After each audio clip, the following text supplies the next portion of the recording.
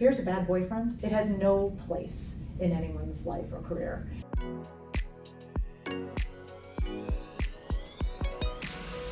I'm here with Tracy Chadwell, founding partner of 1843 Capital. We're going to talk about her career overview, and then diving into 1843 Capital, what the focus is, why she went from the different parts of her career that she did, and then kind of finishing today's vlog with women in finance and just kind of unpackaging that whole topic. So, do you want to rewind, or you don't want to finish the part about trademarking the name? Let's do that. Well, when I decided to launch the fund a couple of years ago, the first thing that my attorney said is finding a name is going to be the most difficult thing that you're going to do. And I did not believe her at all. I thought, clearly there's a lot of other issues that are hurdles that are going to be much harder. But it really was true. It was really hard to find a name. And so I think when you're starting a business or starting a new firm, you have to be really thoughtful about that and try to find something that you can trademark, because you don't want to put a lot of brand equity into a name and then have someone turn around and send you a cease and desist letter. Not something that we're probably going to do. We're not going to stop people. There is someone who has a very similar name to ours, but you do want to make sure that you have that done. It's relatively inexpensive and worthwhile. And 1843, by the way, is an interesting story. It's the year that Ada Lovelace wrote the first computer program. Ada Lovelace Yes. wrote the first computer program. Yes. Ada Lovelace was Lord Byron's only legitimate daughter. So it has a wonderful historical story to it. She grew up with her mother, and Lord Byron had left her, and he was quite the lover in England. And the mother decided that she didn't want her daughter to grow up with sort of the same proclivities that Lord Byron had. So she only let her study the STEM programs. So she studied things in science and technology at the time and math. And she found poetry and numbers. And so she decided that, I think there's something that we can do with what's called the analytical engine, which was considered to be one of the first computers. And she said, I think if we do these punch cards that Charles Jacquard was doing for tapestries at the time, that he was doing, he had a lot of orders for the tapestries, he had to find out how to mass produce them, and he did it with punch cards. If we transfer that and use these to solve problems on the analytical engine, that became the first computer program. I always say, if Ada had been funded, who knows where we'd be, right? Wait, who came up with that name? How did you find that story? It was really interesting because it was so really bloody difficult to find a name for this firm. Everything that I found was already taken by someone else, and we've gotten to this point where it's really hard to get a domain name, obviously. Yeah. So to find a name that wasn't taken and I could get the domain, we ended up with a number because numbers really hadn't been used, and I wanted to find something that was personally meaningful and significant for the firm. But then also an added benefit, which I thought of afterwards, is that we end up at the top of every list. So we're at the top of every women in VC list. We're at the top. And every conference. Yes, at the conferences, we're always at the top of the list. For a list of all the general VCs, we end up at pretty near the top of the list. There are a few firms with numbers, but that's cool. That's a cool story. Yeah. And it has meaning. Yep. I dig it. We had 5149 labs, and we dropped the 49 because it was too much of it was a mouthful. Too hard to say. Yeah, because the whole idea comes from just like the concept of just giving a little bit more than you get. Yeah. And so give, and hopefully, in the long run, things work out. Oh, it's a great game. So let's rewind. Where are you from? What's the story? I'm from a small town in Illinois called Rockford, Illinois, and it's 90 miles northwest of Chicago. And I grew up in a family of attorneys, and so I was sort of given the guidance that early on that going into legal work and to trust in the estates was probably my destiny. And I went to law school and ended up passing the bar exam and deciding that I really, really didn't want to practice law. I started working for a merchant banking firm in Chicago that was called SCM International, and I knocked on the door cold to get into this firm. And wait, how did that work out? So how did you know about the name? Did you just find the name, find the building? No, so Crane's Chicago Business had published an article that the firm was starting up. It was former Senator Adlai Stevenson who was a two-term senator from Illinois, who was the head of the Senate Foreign Relations Committee. And it was also a guy named Tak Matsunaga, who was the head of a Japanese bank in Chicago, and then Dale Colling, who was an attorney. And they had come together to form this merchant bank. And I'd read about it, and I thought that this is really interesting. And so I just called up the number, because we made phone calls in that day, and asked them if I could come in and meet. And they said, sure, why don't you come in? And I went and I sat down, and I had previously, when I was in law school, I'd worked in Japan and developed Japanese language ability. And so they were doing cross-border work between the United States and Asia, given that Adlai Stevenson was then the head of the Asian Pacific Economic Cooperation Commission. So I said, I'd love to work for you, I have a great skill set. And they said, well, that's really nice, Tracy, but we're not hiring any lawyers. And I said, well, are you hiring for anything? And they said, yeah, we need a receptionist. And I said, well, I'll take it. Student debt. Yeah. So no, we were truly, it was a tough time. Not a lot of law firms were hiring. They'd cut their hiring practices down from, say, 100 new associates to 25. So it was really hard to get a job at that point. Plus, also too, I really thought that international transactional work on the business side, because that's really where my affinity is, was what I wanted to do. So I was willing to do actually just about anything to get into the space that I wanted to be in. They offered me $27,000 a year. What they didn't know is if they hadn't offered me that job, I was going to offer to work for free, just to get my foot in the door and get some experience. So for me, how much student debt did you have in law school at that point? I had a little, not that much, okay. So which was great. But it was I was able to pull it off, and I said, did you have that moment when you were thinking, just what the heck am I doing? Like, I have a law degree. I should go off to some bigger law firm and do that. Like, what am I doing as a receptionist? Or did you just not have that at all? Like, I don't care. Well, I mean, at first, of course, I had the attitude, I don't care, at first when I went in, and I just wanted to learn, I wanted to absorb everything, and I highly recommend that to anyone especially anyone who's struggling to enter into a new field. No one's going to pay you if you don't know, so you've got to jump in and do some things for free and just spend some time, as much as you can afford. Maybe if it's 2 weeks or 3 weeks, but that way you start to make relationships and you start to get experience. So once I was in the door of this firm, and besides, actually too, I should note that even though that's a cute story about starting as a receptionist, I did negotiate with them that I would be the receptionist, but only for 6 months. Then after that they would I would move back into an office and I would start to work on deals, which did happen. And it was very funny because Adelaide, the day that I moved back, he looked at me, he goes, Tracy, what are you doing back here? So, remember 6 months ago we had this? It's 6 months. But one of the really interesting things about being a receptionist and having that experience is it really developed empathy on my part for all the different roles that people play in an organization. And I would go home at night and I would hear the phone ringing in my head, because every time that I would go to grab a cup of coffee or do something that was off the desk or go to talk to someone, if the phone rang, I had to run back and make sure that I got that, because it was the main line that was coming in and then distributed to all the partners. So I was living in fear all the time that I would miss a call, and I would go home and I couldn't get to sleep sometimes because I would hear that ringing. And I think this is interesting because with the work that we do with transitioning veterans, yep. One of the questions we're always talking about is, what direction do you go in? Sure, you have no clue where to go. Yeah. And it sounds like it's okay to do these internships, these fellowships, just to get experience. Yeah. Another key takeaway I have from you is that you knew it was going in a certain direction of an industry and a function. Right. What advice do you have for people who don't know what industry, who don't know what function? Think about what they loved in high school. What you love in high school and what you're attracted to.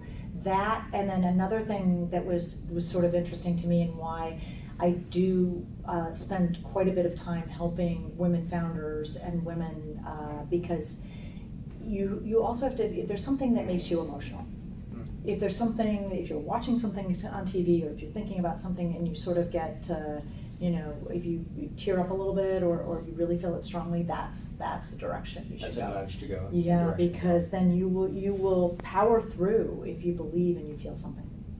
And so it's exciting for me at this point in my career to be able to do that, to be sort of a bridge to capital for people who have not had the opportunity to build So businesses how in the did you past. go from that first job out of law school? How long were you there? What did you do next? Oh my gosh, it was a real tortured path. And you know, sometimes people say, "Oh, you're an overnight success." Yeah, an overnight success, it takes 20 years. You know, it's and I also too, I think that it's life is not. I used to say sort of it's a zigzag. You're going from one place to the other, but now I really feel like life is a spiral staircase.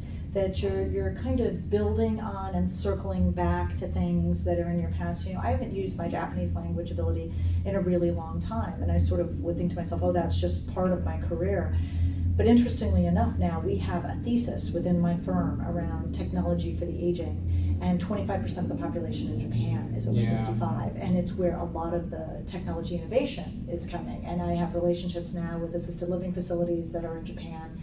And definitely rekindling that aspect. Could you do that through an 1843 entity? Would you have to start like a whole, could that be like a? No, we invest through, so we make, we're gonna be making between 12 and 14 investments in this fund that we have. The What fund are you on? 1843 Capital Ventures LP. It's our first one Okay, that we've had. And so we focus on cybersecurity, but we also focus on the technology for the aging. So we'll make those investments through our investment vehicle. so cybersecurity, enterprise software, Yep. and silver Silver tech. Yes, technology for the aging. Awesome. Yep. When did you start the fund? And then just where are you at today? So the very first inkling of the fund, I actually have an interesting story that is pretty unique for venture capital in that I took time off. So I was a stay-at-home mom. I was home for a while raising my two children in a suburb of New York. And you know, it's really hard for women to get back into the workforce. And a very interesting statistic is that the largest growing of demographic of people in the workforce right now is women over 55. They're raising their children and they're starting to return. And there's a lot of really interesting new technology companies that are helping women do that. There's return ships at a lot of the investment banks that are trying to find ways to bring women back. But it's really, really hard to come back and people say, oh, you know, you haven't worked a little bit. But, you know, I was learning all kinds of different skill sets like management while I was and micromanagement. Exactly. All levels of management. Yeah, and so I would say about 2 years ago, I had been investing on my own account. Gosh, I think it's probably close to 8 years ago now when I started to do that, because that was something that I could do while the kids were home. I could still be investing. I could still all day long be researching companies. I could come into New York, I could meet with companies and make investments. And on an angel's side? Yes, yeah, on a smaller on my own balance sheet, absolutely. And my portfolio turned out to be really terrific. I have great return on capital. So I decided it was probably either time for me to go back to work or to start my own firm. And through the process of talking to people, you know, venture capital is such a discrete, small industry. And a lot of times partners are grown up within the firm. It's very hard to make a lateral move as a partner. And I left as a partner. I was a partner of Baker Capital. Okay, so you were talking about, you know, the chapter of your life when you were a stay-at-home mom, doing your own investments, having some really successful angel investments. Can you talk a little bit more about that period and how that led up to starting 1843?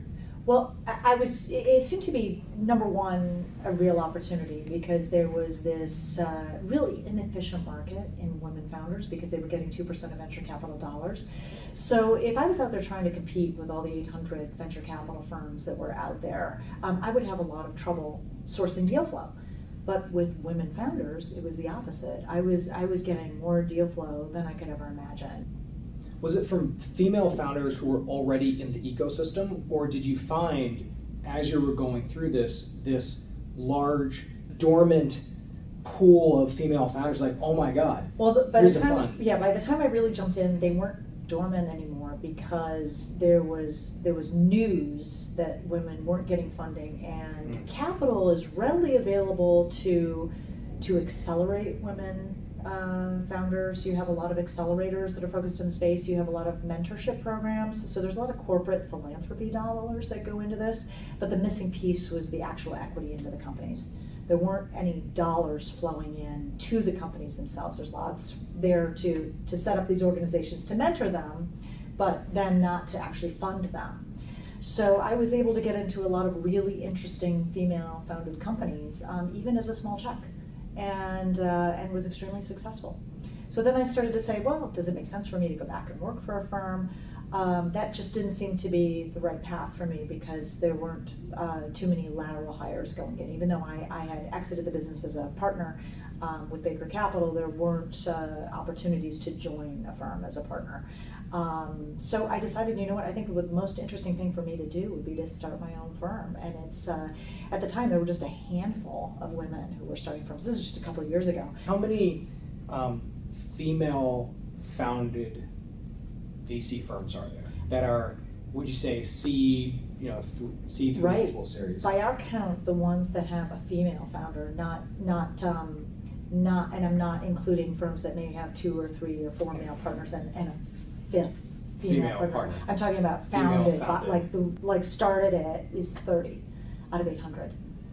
What's causing that to happen? Why only 30 out of 800?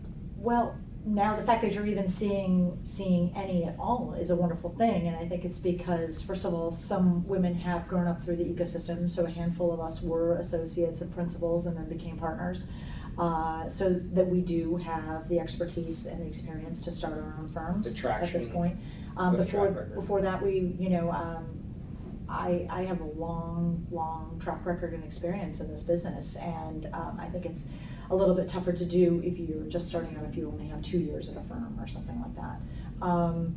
So we are seeing some of the women with experience now having the ability to raise their own firms. I also think there's interest amongst the limited partners, among the state pension funds and things that are now looking to back women fund managers, which is a great thing. Because we have a different mindset and we have different eyes and we're going to fund different things. Generally speaking, for a first-time fund, not necessarily women-led, yeah. Generally speaking, first-time fund, focus on Series A, from people who might have 10 plus years at brand name. Like, what does that size of fund typically look like? So we have heard that anything over 2 million is good. Our fund size is 12.2, and there are a handful of people that have been able to raise a $100 million fund, but anywhere in the middle, whatever you can raise, because it's really hard to raise capital, and then go out and construct a really interesting diversified portfolio. So going into your portfolio, how many companies are in there now, and just talk a little bit about what you invest in, why you invest in these particular founders, et cetera. So we are targeting between 12 and 14 investments. Right now we currently have 6 companies in our portfolio.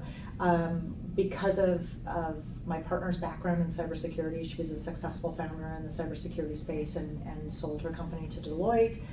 She also had M&A exits and an IPO under her belt as a senior manager.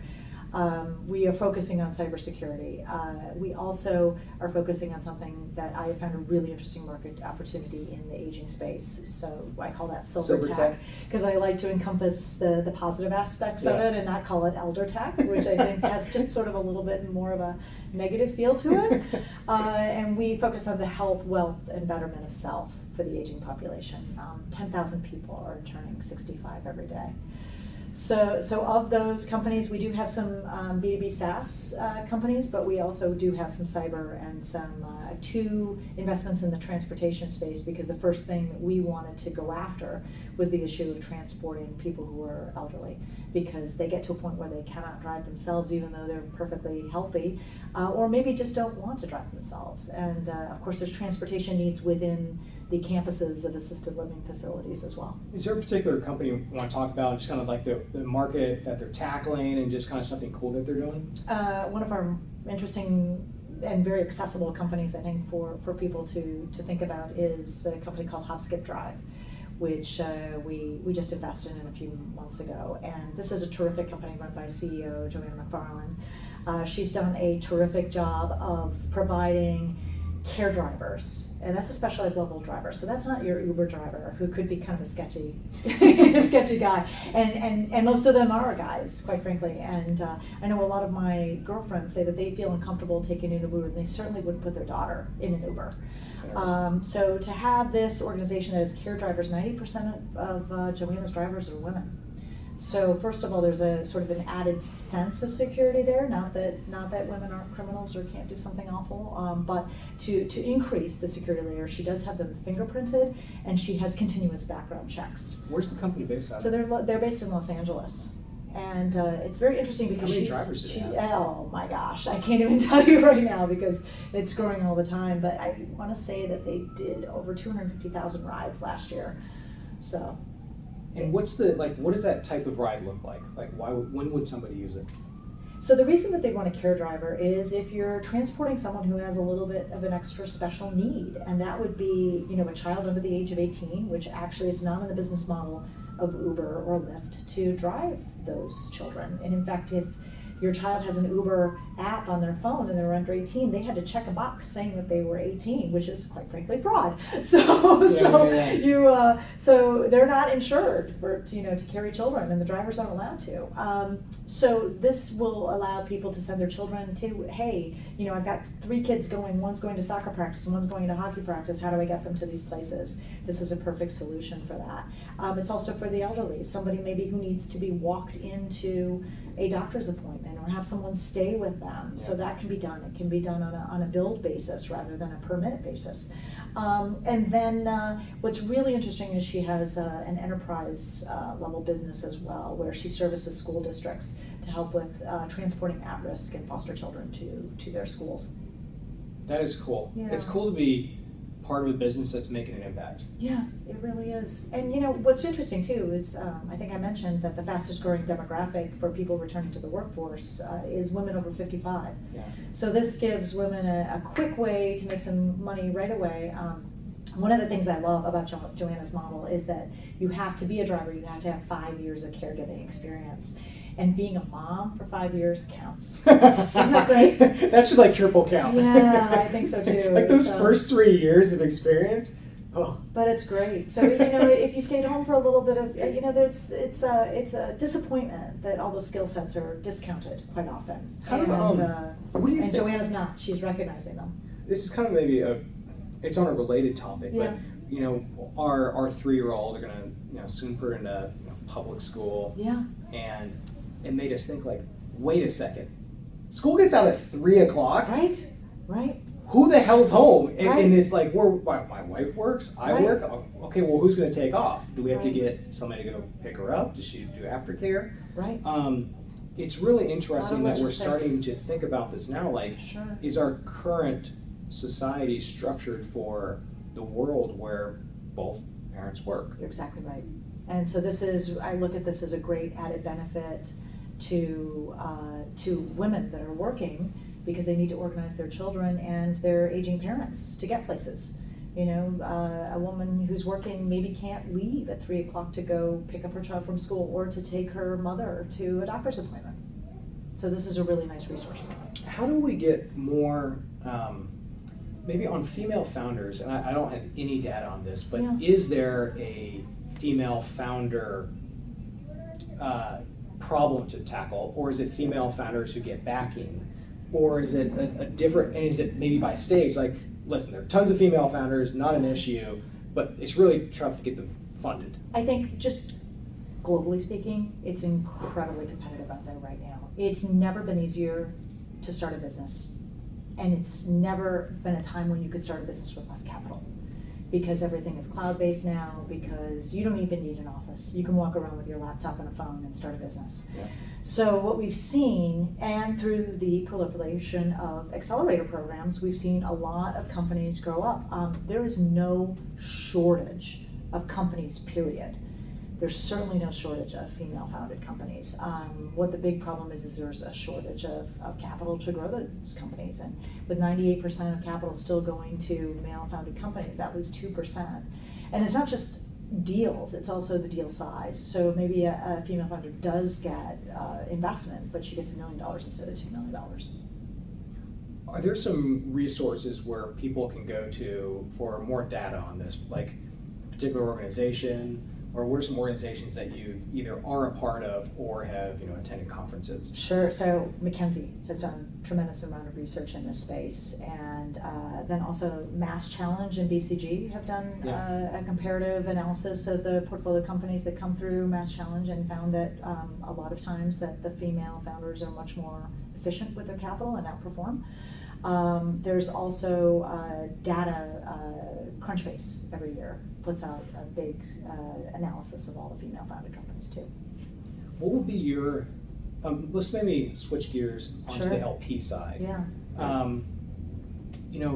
Is there are we at the stage now where there's the awareness from the LP community, and for example, in the past 3 years, LPs have said, we have to have a strategy for diversity, minorities, women, in that bucket.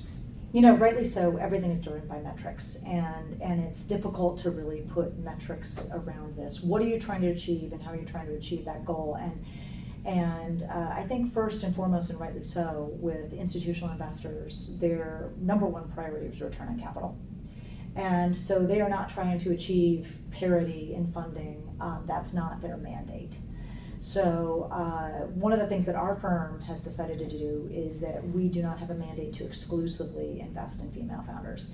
And other people see things differently, but it's our position that in order to be effective around a certain investment thesis, you have to look at all the portfolio companies in that space.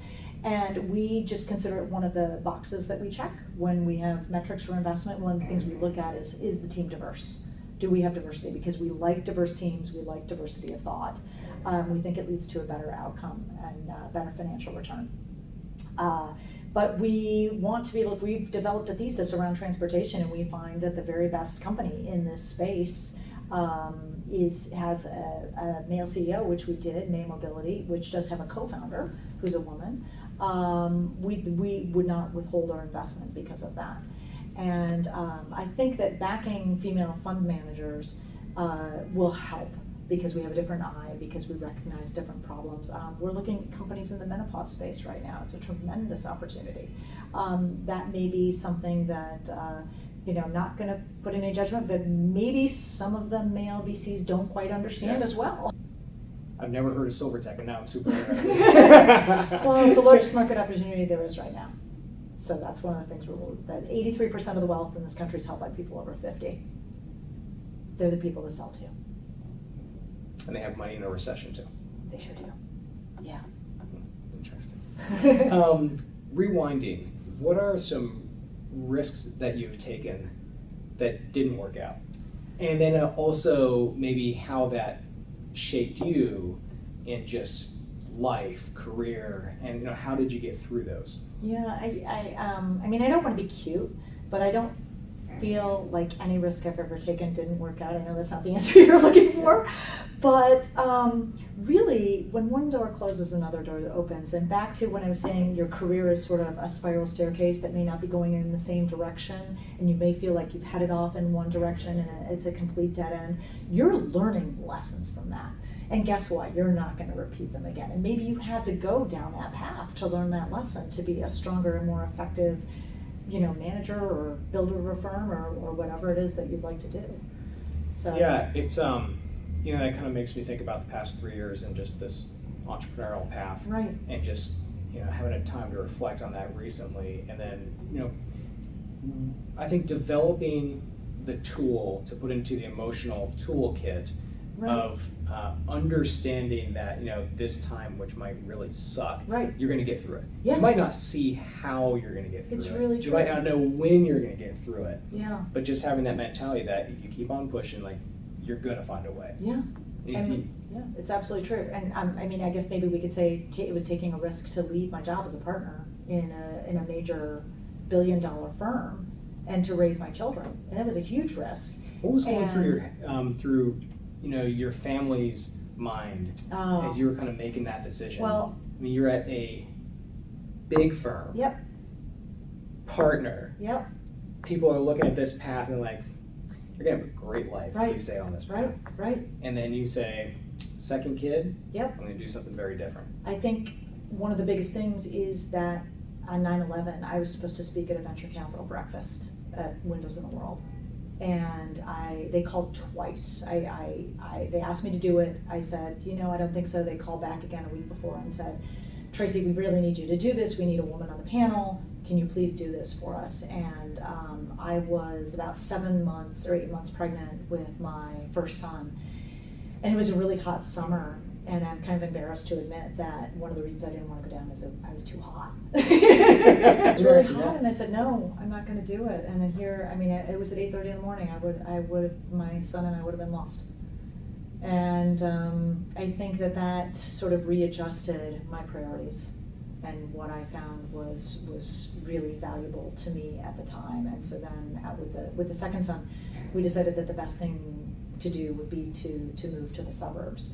And my husband and I looked at each other and we said, we can't have our children in another state, while we're working. And so I made the choice to be the person that would stay at home. And I was miserable from the second I decided to do it.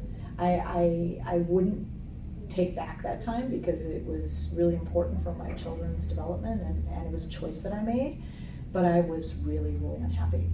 And so then when I was able to find the ability to invest myself, that was just a godsend. It was a life rope. I tried everything else in the interim, running the fundraisers for the school and gut renovating a house, but nothing really did it for me. This is my true passion and where I belong. What was your daily cadence like, when you were at home, but you're also actively investing? Is it, you have your morning rush, everyone's up at 6:30, kids are out at 7:30, and then from 9 till whenever the kids come home. Yeah, I put them on the bus at 7:15, and it was really back to transportation. Thank God I had a school bus right around the corner. So I could put my boys on the bus in the morning, they would go to school, and then they would get dropped off at 4:30 in the afternoon, and they could walk from the bus to home. And so, if occasionally I had a few meetings that would run over and I wouldn't be home till 5:30 or 6 or so, the boys were there and they were fine. And it was great to be able to pack things into those. I think, I had like 7 or 8 hours during the day that I could do something for myself. But it had to take to the point where I could get them when they were off on the bus. I think as babies, it would be too tough. On a related topic, how can I be a better husband? Oh, wow. Just the fact that you even asked that is amazing. So my wife and I have an annual review. It's almost like a 10K. Not 10K. We have an annual review. And it's funny how much my list of things is a lot longer usually to improve. But how can you went through that stage with your family, being partner level, and having been, how old are your kids? Are your kids over 10 now?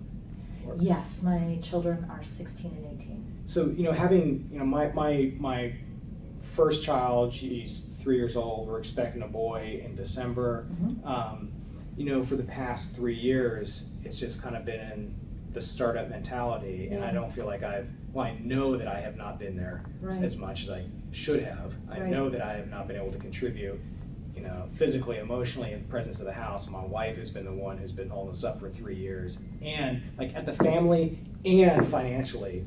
So I kind of felt like I've been a crappy husband and father, and just being focused on the businesses. So I'm with number 2 coming in December, I want to know from your perspective, having been on the other side of that, what are some ways that you think I could be a better husband? It just amazing. Just the fact that you asked that question is fantastic and just shows that you probably are already a really great husband. But I think it's just sort of universal advice for everyone, and this is so simple. Look people in the eyes. Look your wife in the eyes, look your children in the eyes. If you're speaking to them and you're upstairs and they're downstairs and you're yelling at them, I just think that human connection is so important. And if we can just look each other in the eyes and share presence for a few minutes, that's better than just about anything else you can do. Yeah. That's really good. Because you're so like, And it's you know, easy you to might, do, it doesn't cost a dime. Because if you're talking to Yeah. her and you look her in the eyes, you'll sense things that maybe you wouldn't have if you were distracted looking at your emails while you're talking. Word of the wise. God, this is free too. Broadly speaking, what are some things that we have not covered that you want to?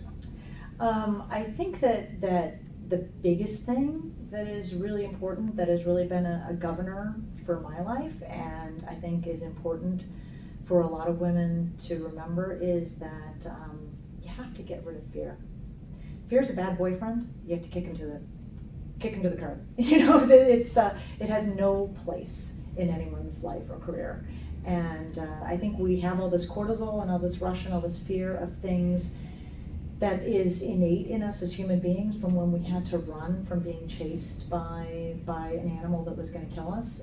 Nobody's chasing us anymore, and you just have to get over fear of going to ask for something or fear of starting something. I mean, I'm not saying that you should throw caution to the wind and, you know, you're $100,000 in debt, and instead of taking a job to build some capital, you go and start, you know, joining a circus or something like that. I think that what I'm talking about is not having any fear of making plans and not having any fear of asking people to help you, because I think 80% of people really do want to help you.